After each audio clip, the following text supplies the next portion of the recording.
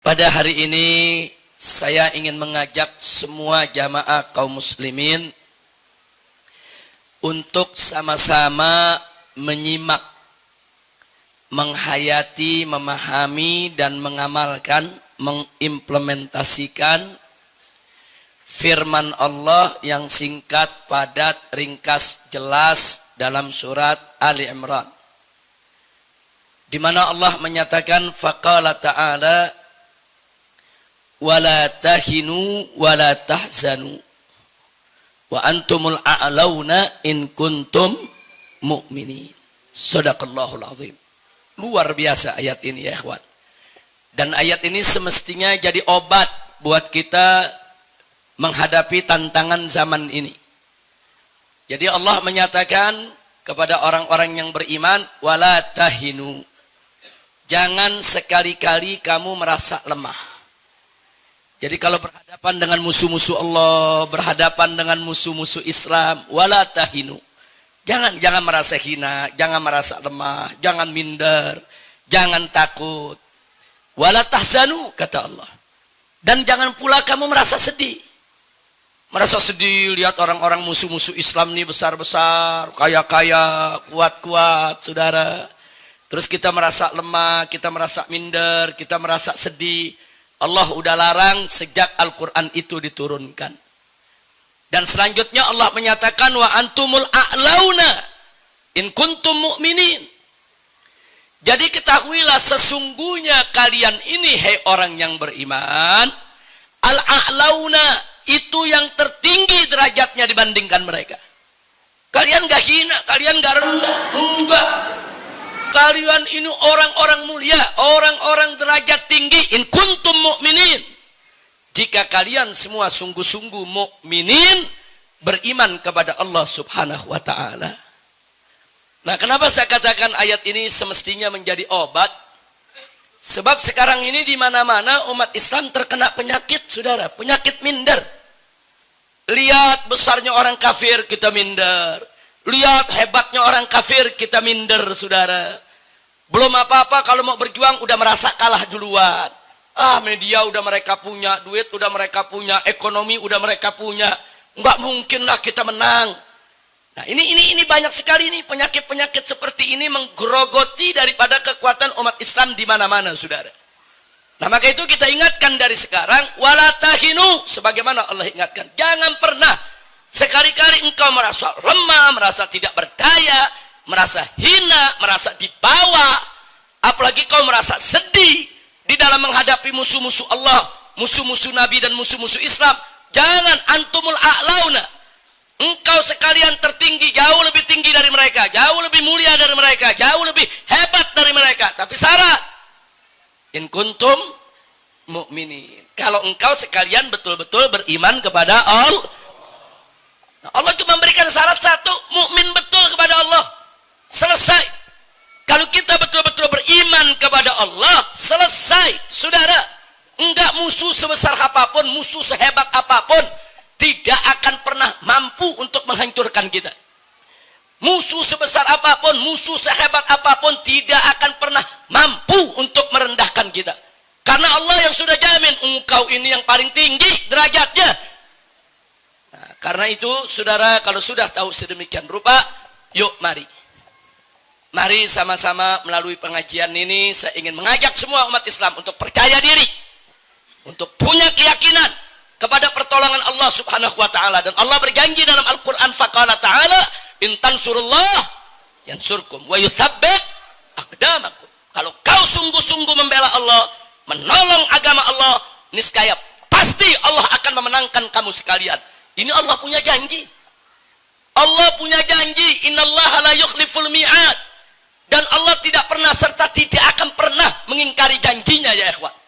Kita pasti menang, pasti menang. Saudara, kenapa saya berani mengatakan pasti? Karena ini janji Allah. Kalau janji manusia saya nggak berani katakan pasti, saudara. Ini janji Allah. Saya berani katakan pasti, umat Islam mukmin yang berjuang di jalan Allah pasti menang.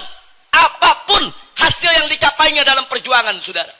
Makanya berkali-kali saya sering mengatakan, manakala kita sudah menancapkan niat, membulatkan tekad, kemudian masuk mulai berbuat di langkah pertama, kita sudah menang ya ikhwan. Kita sudah menang asalkan ikhlas hanya untuk mencari ridha Allah apapun hasilnya. Mau jatuh, mau bangun, mau berhasil, mau gagal, apapun hasilnya. Kalau niat sudah ditancapkan, saudara, tekad sudah dibulatkan, dan kita sudah mulai berbuat untuk mewujudkan niat dan tekad kita tadi, kita sudah menang. Sudah menang ya ikhwan. Sisanya Allah nyatakan faida azamta fatawakkal 'ala Allah. Apa arti faida azamta? Kalau kau sudah bulatkan tekad, sudah berazam.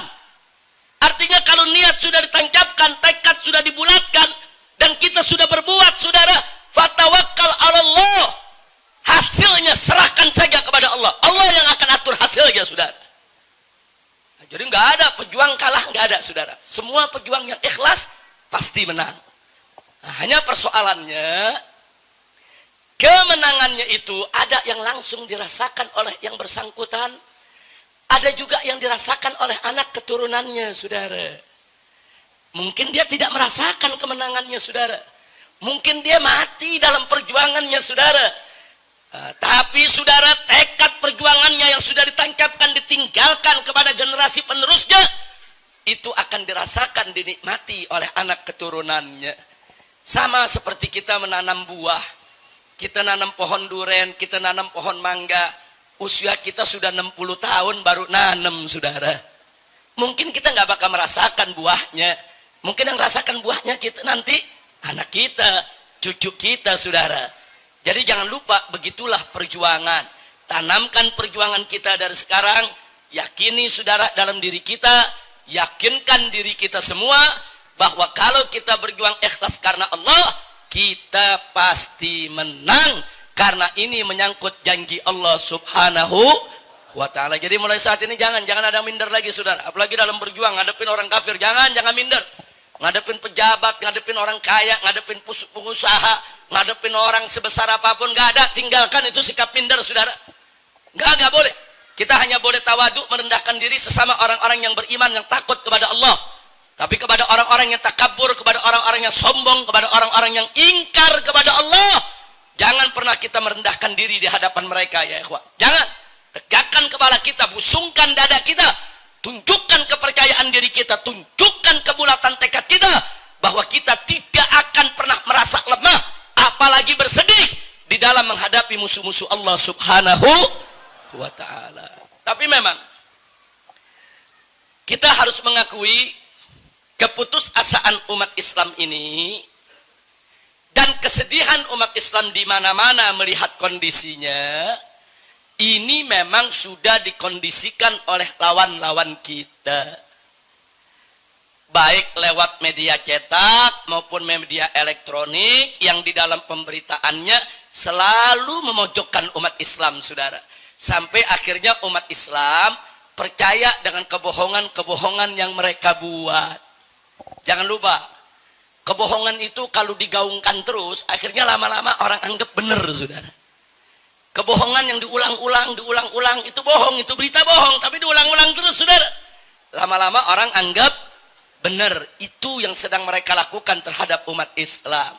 Akhirnya umat Islam di mana-mana banyak putus asa, umat Islam di mana-mana banyak sedih, umat Islam di mana-mana banyak merasa lemah, umat Islam di mana-mana banyak merasa tidak berdaya, umat Islam di mana-mana saudara nggak yakin kalau dirinya bisa menang. Melihat kondisi yang ada di zaman sekarang ini semua merupakan propaganda dan rekayasa yang dilakukan oleh musuh-musuh Islam. Saya berikan contoh yang enteng saja, saudara. Mari kita lihat bagaimana media membentuk frame pemberitaannya menyudutkan umat Islam tanpa umat Islam rasakan, saudara. Saya kasih contoh. Begitu malam takbiran, banyak masyarakat takbir keliling di kampung masing-masing, saudara. Itu kan untuk menunjukkan kebahagiaan mereka di malam takbiran. Tapi kemudian muncul di televisi berita. Apa beritanya? Saudara, beritanya jalan macet akibat takbiran. Itu beritanya tuh. Jadi beritanya bukan umat Islam bahagia malam takbiran, bukan. Beritanya bukan malam takbiran, Allah disucikan, diagukan, bukan. Bukan, beritanya jalan macet akibat takbiran, saudara. Dia bukan ingin bicara jalan macetnya, dia ingin pojokkan takbiran. Takbiran itu cuma bikin macet jalanan, gak ada manfaatnya. Ini penghinaan yang kita nggak rasakan, saudara. Kita nonton beritanya kayaknya biasa-biasa saja, saudara. Itu menusuk Islam. Ini namanya frame kejahatan media, saudara. Nah, besoknya umat Islam sholat Id, saudara. Sholat Id, karena yang sholat Id banyak, biasanya kalau Idul Fitri, Idul Adha kan lebih banyak dari Jumatan, saudara. Sampai keluar-luar, sampai ke jalanan. Kenapa? Karena perempuan ikut. Nah, kalau Jumatan kan perempuan nggak ikut, saudara. Sampai ke jalan-jalanan, sampai buat di lapangan, di mana-mana, saudara. Nah, kemudian apa yang terjadi? Nah, kan banyak yang sholat pakai koran, saudara. Nah, begitu pakai koran kan banyak juga yang bawa aqua minum, buang di jalanan, saudara. Nah, kemudian keluar berita, bukan umat Islam bahagia, maaf-maafan di hari raya, bukan. Apa beritanya? Tumpukan sampah setelah sholat Id. Itu beritanya, saudara. Hampir di semua TV, perhatikan aja. Tumpukan sampah setelah sholat Id. Dia bukan mau bicara sampahnya, dia cuma ingin tunjukkan sholat Id itu jorok, kotor, cuma buang-buang sampah di mana-mana. Ditusuk kita, saudara, tanpa kita kesadari. Kita baca beritanya seperti kita tidak dipukul orang, saudara, padahal kita sedang dipukul. Luar biasa media ini, saudara. Nggak sampai di situ. Kan mudik lebaran kan banyak yang pulang mudik, saudara. Pulang mudik. Terjadi kecelakaan di Brebes, terjadi kecelakaan di Cirebon, terjadi kecelakaan di jalan tol, saudara. Ada yang meninggal dunia, saudara. Keluar lagi berita, mudik lebaran membawa maut. Itu beritanya, saudara. Tapi mudik lebaran, yang orang-orang kampung ini pada pulang mudik bahagia, seneng, mau ketemu orang tua, mau ketemu keluarga, itu nggak dibahas, saudara. Bagaimana bunga kebahagiaan mereka pulang kampung setahun sekali? Bagaimana bunga silaturahmi mereka yang mereka bangun setahun sekali? Itu ditutup. Yang dibuka, mudik lebaran membawa maut. Kenapa mereka nggak pernah bikin berita mudik Natal membawa maut, saudara? Apa di malam Natal nggak ada tabrakan? Apa di malam Natal nggak ada kecelakaan? Apa di malam Natal orang nggak ada yang mati gara-gara Natalan? Nggak ada, saudara. Kenapa? Karena yang mereka ingin tusuk bukan kecelakaannya, Islamnya. Masya Allah, kira-kira jelas tidak? Nggak sampai di situ. Kalau nggak ada berita, mereka bikin-bikin berita. Saya berikan contoh, saudara. Warung Ibu Saini di Serang, saudara. Nah, jangan lupa tuh, saudara. Orang Banten itu punya tradisi sejak sebelum Belanda datang, saudara. Yang namanya bulan Ramadan tidak boleh ada warung milik siapapun, saudara, yang buka di siang hari bulan Ramadan. Ini tradisi orang Banten. Bahkan bukan di situ saja. Dulu di zaman penjajahan Belanda, Belanda pun nggak boleh buka warung di siang hari bulan Ramadan, saudara. Ini menarik, ini orang-orang Banten ini, saudara. Pokoknya kalau ada yang coba-coba buka, walaupun itu company yang punya, Belanda yang punya, mereka serbu, saudara. Makanya jangan kaget, dulu di zaman penjajahan Belanda di Cilegon, ada gubernur jenderal Belanda melarang penggunaan speaker di musola, saudara. Ngamuk orang Banten, perang, saudara, disembelih itu gubernurnya. Coba kita lihat, saudara, ngelarang speaker disembelih. Jadi sebelum Tanjung Balai kejadian di Banten udah dari dulu, saudara. Jangan coba-coba ngelarang speaker. Jangan coba-coba ngelarang orang-orang selawatan di masjid-masjid, saudara. Sekarang kita kembali ke soal orang Banten, saudara. Jadi sudah tradisi yang ditaati oleh orang-orang Banten, mau ulamanya, mau jawaranya, mau rakyatnya. Pokoknya kalau bulan Ramadan masuk, jangan dagang di siang hari. Maksudnya dagang makanan dan minuman. Nah, tahu-tahu kemarin ada sebuah warung buka. Saudara, begitu buka didatangi oleh Satpol PP, ditunjukkan keputusan wali kota Serangnya, saudara. Nah, supaya warung itu tutup. Selesai tutup, nggak ada masalah. Tahu-tahu datang rombongan wartawan dari Jakarta, saudara. Termasuk yang dari Kompas, saudara, dan kawan-kawan media-media lain, termasuk Metro Mini. Oh, rame-rame meliput, saudara, meliput, didramatisir. Bahkan saudara, dengan sangat memalukannya, dia bayar itu ibu saya ini saudara, diminta untuk nangis guling-gulingan di tanah, mereka shoot saudara. Terus mereka sebarluaskan itu berita. Ini akibat bulan puasa intoleran, Ramadan intoleran. Saudara, ibu saya ini disuruh guling-gulingan saudara. Dari mana kita tahu? Karena kita juga setelah itu kirim wartawan menemui ibu saya ini saudara. Kita bawa tokoh-tokoh masyarakatnya, nemui ibu saya ini, apa betul kau dipukuli sama Satpol PP? Apa betul kau dimiskinkan oleh Pemkot daripada Serang? Kenapa kau nangis terguling-guling? Apa betul kau dianiaya? Mengejutkannya si ibu bilang, saya sebetulnya nggak nangis terguling-guling. Nah itu kenapa di filmnya begitu? Ya saya dibayar. Bintang film aja dibayar mau guling-gulingan di tanah. Bintang film yang cantik dibayar guling-gulingan di tanah, betul? Ngaku si ibu saya ini saudara. Dan ngaku saya dibayar, saya disuruh nangis, saya dibayar, saya disuruh guling-gulingan saudara. Kita rekam itu semua pengakuan saudara. Dan itu kita bawa ke Kompas saudara. Kenapa ini kalian melakukan ini? Ada permusuhan apa kalian dengan umat Islam? Kenapa kalian membuat-buat berita yang menyudutkan umat Islam? Mereka nggak bisa jawab saudara. Nah ini supaya kita tahu, ini frame kejahatan media saudara. Nah tujuannya untuk apa saudara? Tujuannya untuk menunjukkan tuh lihat tuh gara-gara Ramadan intoleran, orang dagang dilarang-larang. Nah, begitu ini rame saudara, Bupati Purwakarta mau cari muka. Langsung bikin baliho saudara. Apa ditulis balihonya saudara? Ditulis di situ saudara, hormatilah orang yang tidak puasa. Loh, saya tidak fitnah saudara, betul kok. MUI-nya turun, kiainya turun saudara, ormasnya turun, rame-rame menurunkan itu baliho saudara. Terus di televisi, di majalah ditunjukkan foto ada warung buka, perempuan-perempuan berjilbab lagi makan di siang hari bulan Ramadan saudara. Setelah kita datangi, ternyata mereka dibayar. Mereka dibayar, pokoknya asal buka dibayar, nggak laku nggak apa-apa, dibayar. Ini permainan politik saudara, politik licik, politik jahat, politik jorok. Masya Allah, ini gara-gara di kilometer 57 mengkritikin terus Bupati Purwakarta, Ustadz Suradi nggak diundang lagi ke Purwakarta. Beliau ini sebetulnya ada acara. Kapan ada acara Ustadz? Malam Ahad ini ada acara di Purwakarta. Tahu-tahu ditelepon sama panitia, Ustadz maaf Ustadz ya, kita dikontak sama pihak Bupati, Ustadz nggak boleh ceramah di sini. Kenapa?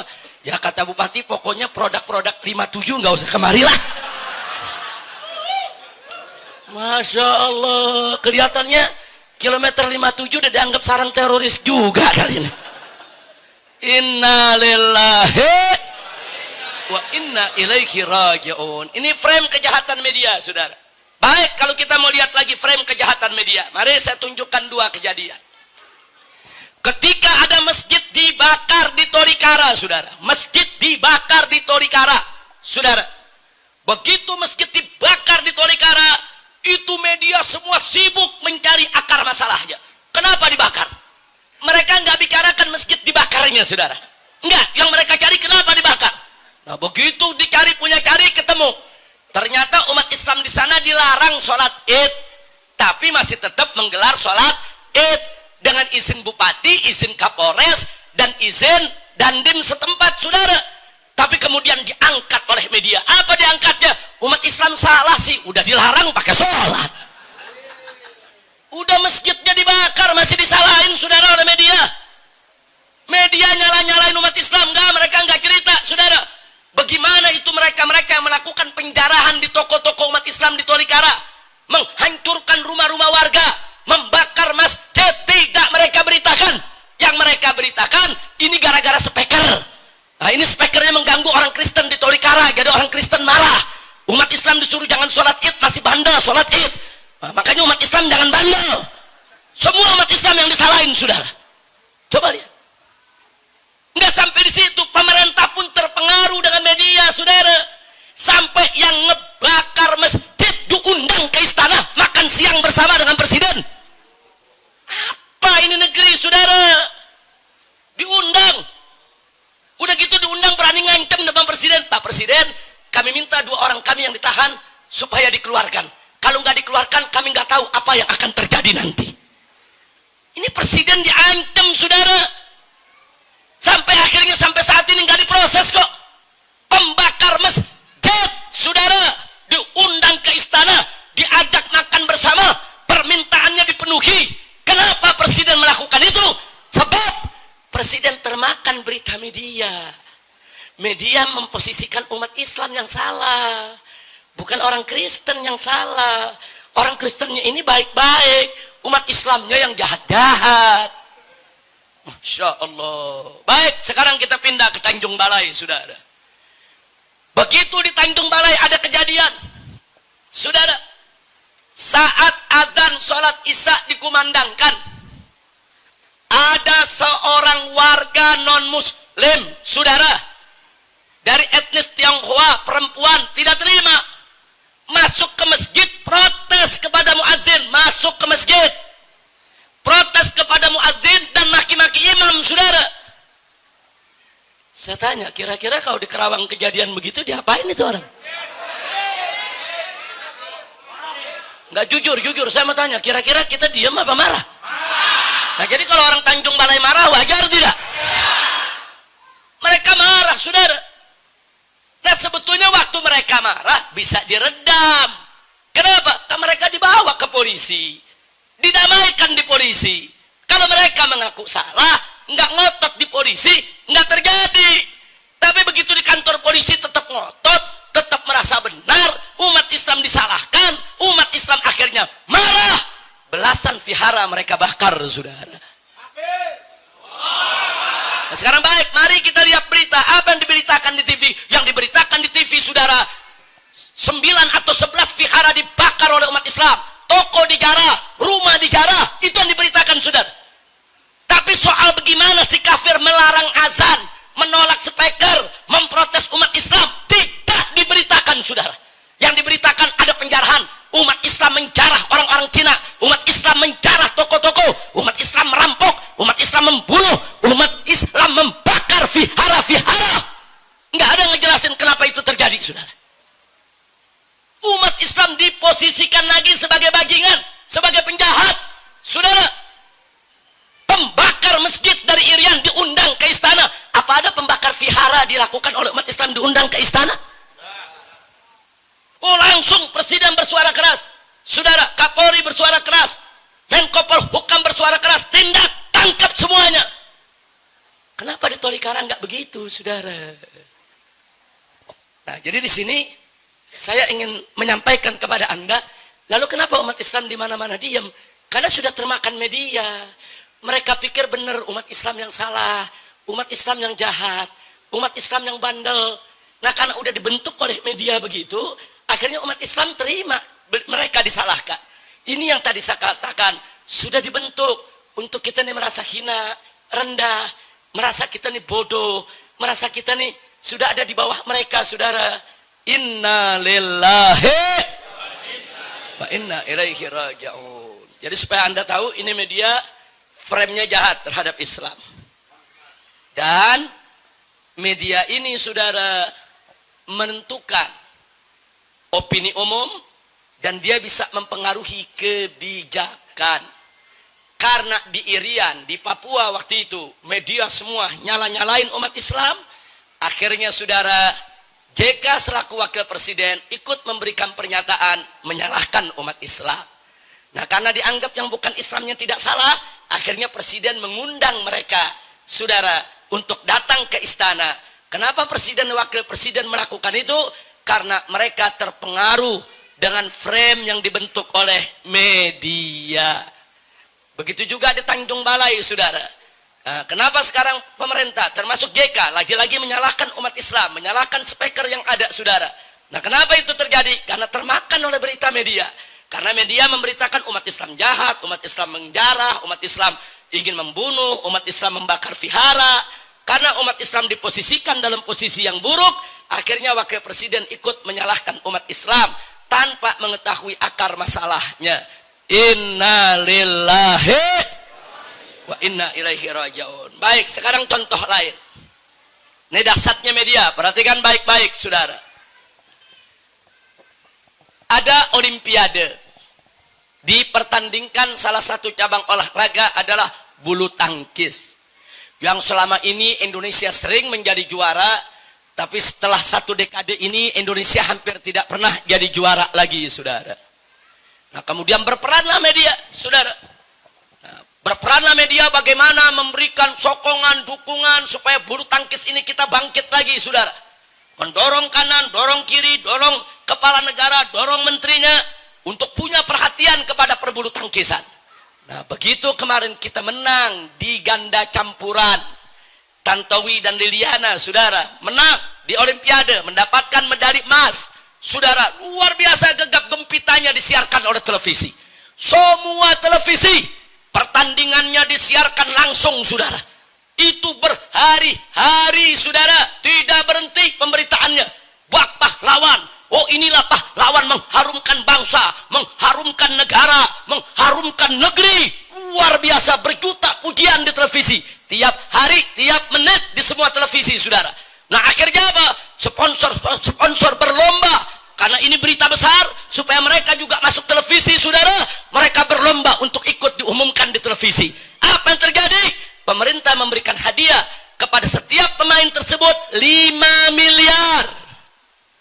Saudara, enggak sampai di situ, ada perusahaan penerbangan masuk TV juga, saudara. Saya berikan kepada 2 orang tadi untuk saudara punya hak, saudara, naik pesawat terbang mereka kemana saja seumur hidup gratis, saudara. Luar biasa. Enggak sampai di situ, saudara. Enggak mau kalah lagi, saudara. Negara memberikan pensiun seumur hidup sampai mati setiap bulan buat si pemain bulu tangkis tadi 20 juta rupiah. Pegawai negeri aja nggak ada pensiunnya 20 juta rupiah per bulan, saudara. Loh, pegawai negeri itu kan pahlawan juga semua, yang membangun negara, saudara. Hanya karena sebuah bulu tangkis saja, medali emas dapat kecil. Freeport kita puluhan ton diambil emasnya. Emas kecil kita girang dapat emas yang gede 1 gunung diambil, kita diam. Inna lillahi wa inna ilaihi raji'un. Ini ada penyakit apa di negeri kita, saudara? Itu Freeport di Papua, itu gunung emas, saudara. Ribuan ton emas dibawa ke Amerika Serikat, saudara. Kita nggak bisa berbuat apa-apa. Kita dapat medali emas cuma kecil. Medali emasnya cuma segini, saudara. Kita girang pahlawan dunia. Inna lillahi wa inna ilaihi raji'un. Tolong perhatikan baik-baik. Ini yang terjadi di negeri kita. Begitu Tantowi dan Liliana pulang, saudara, ke Jakarta, disambut di bandara bagaikan pahlawan, dibikin arak-arakan keliling Jakarta, saudara. Inilah pahlawan Indonesia, mengharumkan nama bangsa dan negara. Luar biasa. Saya hanya ingin Anda catat itu kejadian. Sekarang yang kedua, kejadiannya lagi. Seorang pembalap bernama Rio Haryanto, saudara. Luar biasa. Anda tahu? Perusahaan-perusahaan di Indonesia patungan, saudara, menyumbang dana 15 juta euro, saudara. 1 euro hampir sama dengan 1 dolar, kurang lebih 15 ribuan, saudara. Jadi kalau 15 juta euro, itu kalau 1 euronya 10 ribu saja, sudah 150 miliar. 15 juta euro, itu hampir setara dengan 250 miliar, saudara. Diberikan dana 250 miliar, padahal belum menang. Belum, saudara, baru mau ikut. 250 miliar disediakan dana, saudara. Tiap hari disiarkan di televisi. Rio pembalap Indonesia. Rio manusia tercepat Indonesia. Rio pahlawan Indonesia. Luar biasa. Dan beberapa kali kemarin pertandingan internasional, jangankan menang, 10 besar aja enggak, saudara. Tapi ratusan miliar sudah diberikan. Dan saya bisa bayangkan, andai kata besok Rio menang, saudara, dia bisa mendapatkan lebih dahsyat daripada yang didapatkan oleh pebulu tangkis tadi, saudara. Ini fakta, bukan fitnah, saudara. Kira-kira jelas? Jelas? Nah, sekarang saya mau cerita fakta ketiga, saudara. Ada seorang anak Indonesia asli, pribumi. Umurnya 7 tahun. Ngomongnya masih cadel, saudara. Tapi sudah hafal Quran 30 juz. Dan kalau dia baca Quran 30 juz, saudara, cadelnya nggak ada, saudara. Tapi kalau ngomong nih cadel, saudara. Luar biasa. Negara nggak tahu menahu, saudara. Bagaimana cara dia menghafalnya, bagaimana dididiknya. Musa diikut sertakan dalam musabaqah tilawatil Quran internasional di Mesir, saudara. Lawannya anak-anak 10 tahun ke atas. Cuman Musa yang usianya 7 tahun, saudara. Dan Musa berhasil menjadi juara 3 hafal Al-Quran 30 juz sedunia. Itu juara 3 karena lawannya 10 tahun ke atas. Tapi kalau bicara usia 7 tahun, saat ini Musa adalah, saudara, juara pertama dunia di umur 7 tahun yang hafal Al-Quran 30 juz. Dan waktu dia ikut musabaqah, dia pakai baju batik khas Indonesia, saudara. Dia ingin tunjukkan ke dunia, saya ini anak Indonesia. Siapa bilang anak Indonesia tidak bisa hafal Quran? Saya ini anak Indonesia. Siapa bilang anak Indonesia tidak mampu menguasai Al-Quran 30 juz? Saudara, 7 tahun.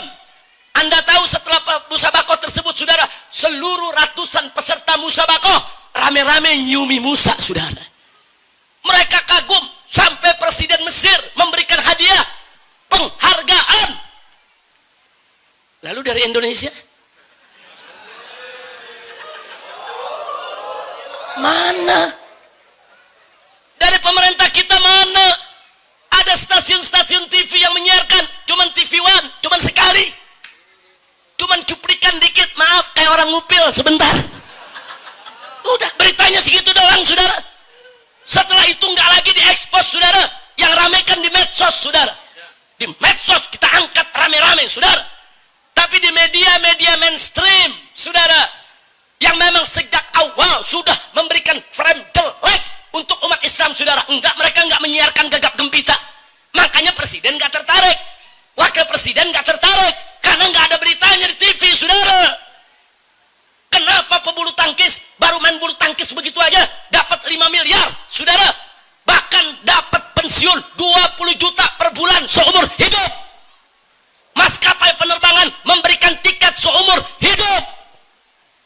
Lalu mana untuk Musa? Ada yang memberikan 5 miliar, ada yang memberikan tiket untuk seumur hidup, ada yang memberikan Musa ini, saudara, untuk sekolahnya dijamin beasiswa sampai lulus kuliah nanti. Tidak ada.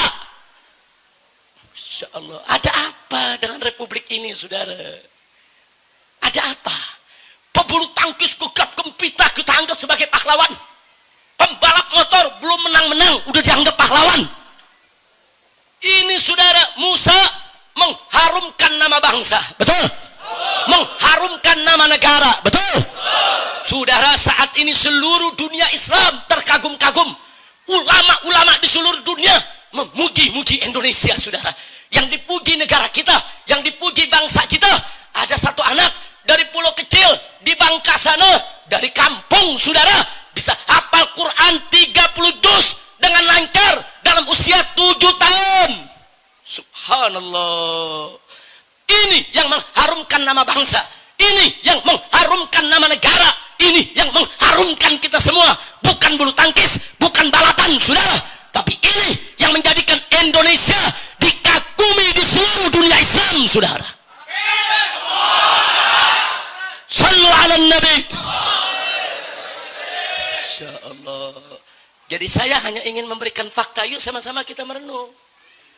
Yang saya ingin ajak merenung adalah apa sih yang sedang terjadi di negeri kita sebetulnya? Ada apa sih di negeri kita kok begitu? Ada apa sebetulnya nih? Apa udah rusak betul moral kita?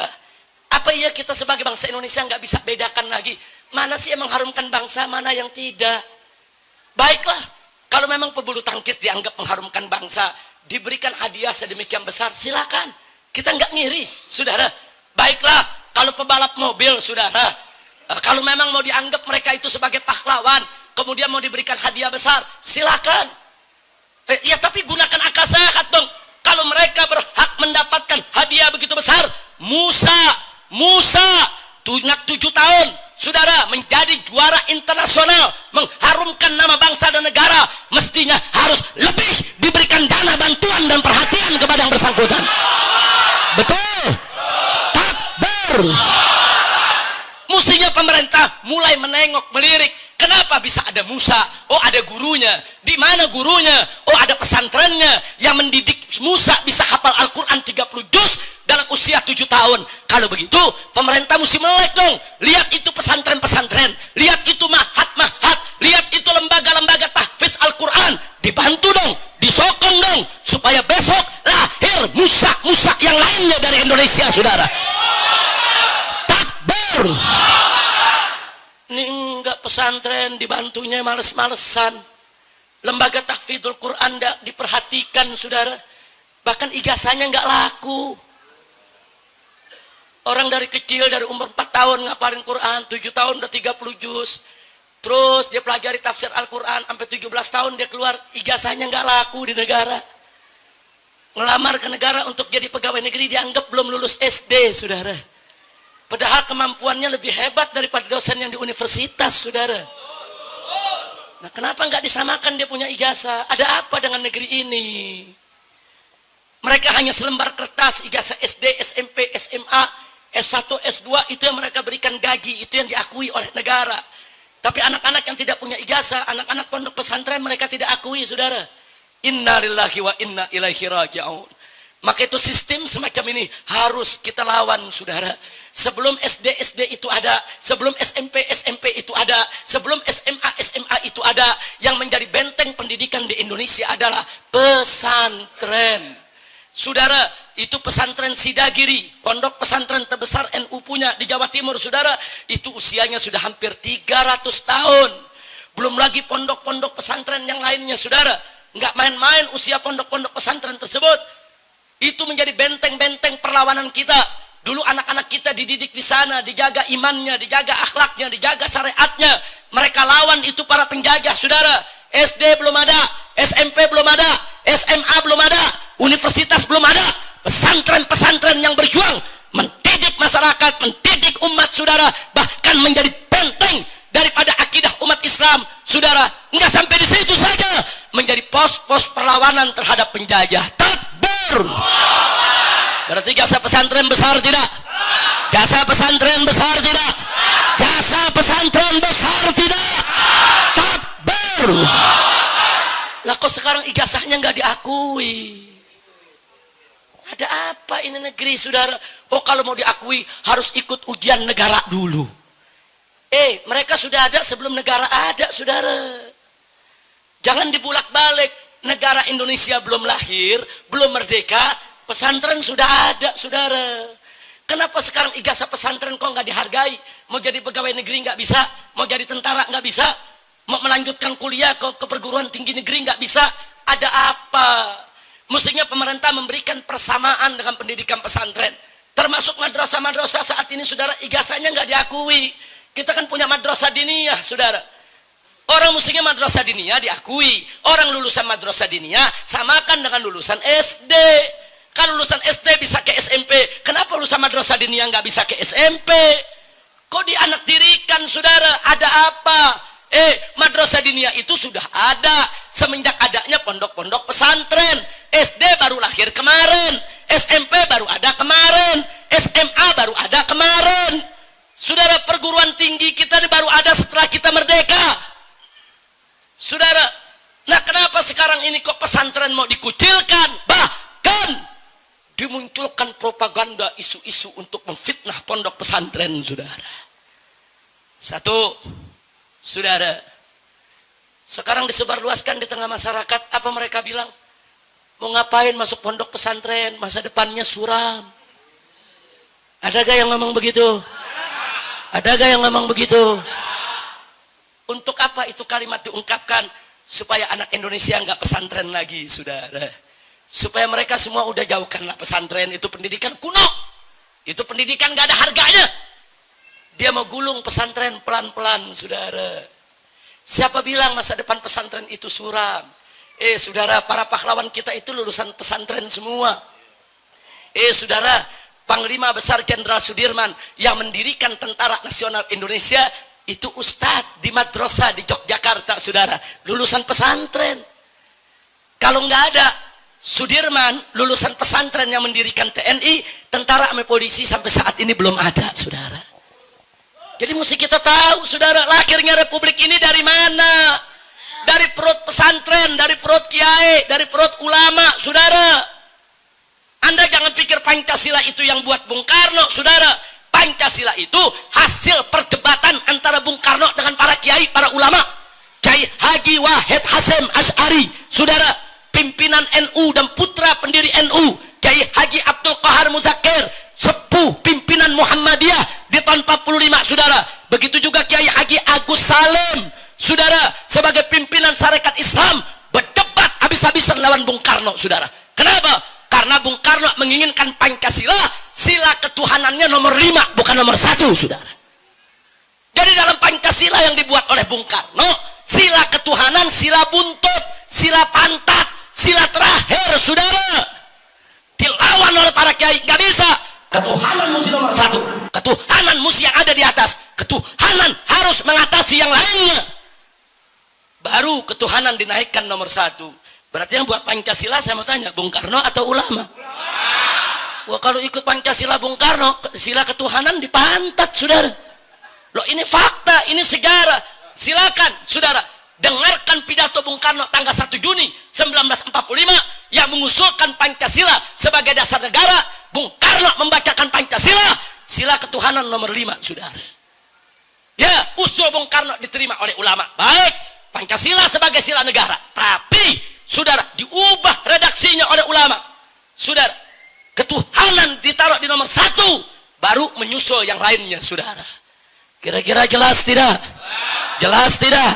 Jadi jasa ulama besar tidak? Jasa pesantren besar tidak? Tapi kenapa kok sekarang dibilang masa depan suram? Hati-hati, itu yang ngomong masa depan suram. Nah, itu ingin mojokkan pondok pesantren dan supaya masyarakat Indonesia nggak tertarik lagi masuk pesantren, saudara. Yang kedua, ada lagi yang ngomong begini, mengapain masuk pondok pesantren? Nanti gila kamu.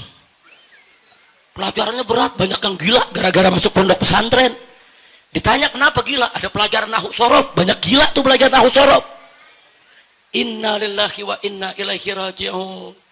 Saya dari kecil sampai hari ini belajar nahwu sorof, nggak gila-gila. Kiai Kohar puluhan tahun belajar nahwu sorof, nggak gila-gila, saudara. Ini Ustadz Suradi belajar nahwu sorof, Kiai Ja'far belajar nahwu sorof, nggak gila-gila, saudara. Siapa bilang belajar nahwu sorof gila, saudara? Kalau ada orang masuk pesantren gila, ya emang udah dari sononya ada gejala gila. Jangan nyalahin pesantren, saudara. Siapa bilang belajar nahwu gila, belajar sorof gila? Fitnah, bohong, dusta.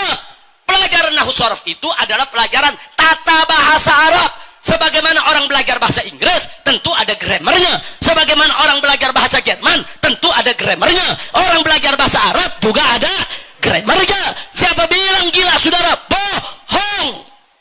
Masya Allah. Ada lagi yang ketiga. Kesian orang di pesantren. Ditanya kenapa kesian? Itu kan anak pesantren, anak buangan. Tuh, ngomongnya begitu, saudara. Jadi ada anak bandel, orang tuanya sekolahin di sono sini, nggak bisa, buang pondok pesantren. Jadi pesantren dianggap apa, saudara? Tempat buangan. Saudara, akhirnya apa? Banyak anak-anak kita nggak mau masuk pesantren. Kalau dia masuk pesantren, dia merasa dia dibuang oleh orang tuanya. Dia masuk pesantren, dia merasa, saudara, orang tuanya nggak sayang sama dia. Berapa banyak anak-anak zaman sekarang, dia menolak masuk pesantren, saudara. Ibu bapaknya sudah ngotot masukin dia pesantren, dia nggak mau. Dia merasa dia dibuang karena dia terpengaruh dengan suara-suara di luar sana, saudara. Siapa bilang ke pesantren dibuang, saudara? Orang-orang tua yang tahu diri, saudara. Dia paham dirinya tidak bisa mendidik anaknya. Dia tahu tantangan zaman ini begitu berat. Dia khawatir kalau anaknya akan rusak, anaknya akan tersesat jalan. Kemudian dia titipkan ke pesantren untuk dididik. Itu namanya orang tua bertanggung jawab. Itu namanya orang tua tahu diri. Itu namanya orang tua sayang kepada anak. Bukan anak dibuang, tapi anak ingin diselamatkan. Betul? Takbir. Berarti orang tua yang masukkan anak ke pondok pesantren bagus tidak? Bagus tidak? Ada lagi sekarang lebih kejam lagi. Awas, jangan masuk pesantren. Kenapa? Sarang teroris. Disebut sarang teroris, saudara. Sampai-sampai ada kepala kepolisian di Cimahi beberapa tahun yang lalu mendatangi pondok-pondok pesantren minta sidik jari, saudara. Nah, kenapa minta sidik jari, saudara? Karena kalau besok di Cimahi ada peledakan, yang pertama kali dicari, ya sidik jari santri dulu. Innalillahi wa inna ilaihi raji'un. Anda tahu gara-gara fitnah tersebut, saudara, berapa banyak orang tua narik anaknya dari pondok pesantren, saudara. Nah, kau keluar saja. Lebih baik kau sekolah SMP, kau sekolah SMA, kau aman. Ini pesantren sedang disorot, pesantren ini sedang dituduh sebagai sarang teroris. Nanti kau terlibat, nanti kau akhirnya kena hukuman. Lebih baik kau keluar supaya kau tidak kena getahnya. Berapa banyak, berapa ribu anak-anak kaum muslimin ditarik dari pondok-pondok pesantren akibat fitnah keji jahat tersebut, saudara. Masya Allah. Oh, ada lagi sekarang, saudara. Ada usulan SD, SMP, SMA belajarnya sampai sore saja. Kelihatannya bagus. Alasannya nanti kurikulumnya terpadu, pelajaran agamanya di sekolah saja. Saudara, sejak kapan sekolah-sekolah negeri memberikan kurikulum pelajaran agama yang cukup buat anak-anaknya? Sejak kapan? Jangan tergiur dulu, saudara. Anda tahu, kalau SD, SMP, SMA belajar sampai sore, madrasah diniyah tutup semua, saudara. Hati-hati, saudara. Hati-hati. Selama ini anak-anak kita pagi dia sekolah di SD, zuhur dia pulang, habis sholat zuhur, makan siang, nanti jam 2 dia masuk madrasah diniyah. Dia dididik bagaimana mengaji, dia dididik bagaimana berwudu, dia dididik bagaimana untuk menjalankan agamanya. Sampai sore full dia belajar agama, saudara. Tapi kalau belajar sekolah negeri dari pagi sampai sore, madrasah diniyah tutup semua, siapa yang jamin sekolah negeri akan didik pelajaran agama anak-anak kita? Yang udah aja sekarang yang ada anak-anak SD, SMP, SMA pada tawuran, saudara. Betul? Betul? Yang ada sekarang aja anak SMP, SMA, anak gadis udah banyak bunting, saudara, di luar nikah. Betul? Jadi siapa yang jamin sekolah negeri mau didik agama anak-anak kita? Madrasah diniyah itu, saudara, ustadz-ustadz yang ada di kampung itu, saudara, itu yang selama ini menjaga pelajaran agama anak kita. Hati-hati dengan usulan-usulan semacam itu, saudara. Kelihatannya bagus, kelihatannya hebat, kelihatannya menjanjikan, tapi hati-hati kalau nanti anak-anak kita dijauhkan dari agama, saudara. Wallahu subhanahu wa ta'ala qala, wa minan nasi man yu'jibuka qawluhu fil hayatid dunya wa yushidullaha ala ma fi qalbihi wa huwa aladul khisam. Sadaqallahul azim. Apa Allah nyatakan dalam Al-Quran? Wa minan nas, di antara umat manusia ini, saudara, ada man yu'jibuka qawluhu fil hayati dunya. Ada yang ucapannya dalam urusan dunia itu membuat kita terkagum-kagum, membuat hati kita jadi tertarik, saudara. Oh, bicaranya hebat, bicaranya manis, kelihatannya orang pintar, kelihatannya menjanjikan, dia punya program, saudara. Bahkan wa yushidullaha ala ma fi qalbi, dia berani mempersaksikan isi hatinya kepada Allah Subhanahu wa taala, saudara. Dia berani bersumpah kalau dia benar, dia pakai nama agama hanya untuk menipu umat. Tapi apa selanjutnya Allah nyatakan? Wa huwa aladul khisam. Padahal orang tersebut aladul khisam, penentangannya sangat keras terhadap Islam, penentangannya sangat keras terhadap Allah dan Rasulnya. Dia berpura-pura baik, dia pura-pura memberikan program yang baik untuk menjebak dan menghancurkan program-program keislaman kita, saudara. Masya Allah. Hati-hati, saudara. Nah, maka itu sampai hari ini, saudara, bukan kami di sini, saudara, bukan kami di sini menolak program pendidikan yang full day sedemikian rupa, bukan. Tapi kami minta jaminan dari pemerintah. Siapa yang jamin pagi sampai sore anak kita betul-betul belajar agama? Siapa yang jamin? Yang sudah, saudara, justru anak-anak kita makin gak ngerti agama di sekolah-sekolah negeri, saudara. Nah, sekarang ada madrasah diniyah. Nah, kalau mereka belajar sampai sore, madrasah diniyah untuk siapa? Bubar, tutup semua, saudara. Nah, nanti lagi-lagi mereka bilang, makanya jangan jadi ustadz, jangan ke pesantren, masa depan suram. Madrasah diniyahnya ditutup, mau ngajar di mana lagi? Masya Allah. Nah, inilah permainan mereka yang luar biasa yang harus kita waspadai. Kira-kira yang saya sampaikan jelas tidak? Paham semua? Betul? Maka itu sekarang saya mau tanya semua umat Islam, siap bersatu? Siap berjuang? Siap bela Allah? Siap bela Rasul? Siap bela Islam? Siap perkaya diri? Jangan minder menghadapi musuh, betul? Jangan rendah menghadapi musuh, betul? Harus yakin dengan janji Allah, betul? Takbir. Sallu ala Nabi.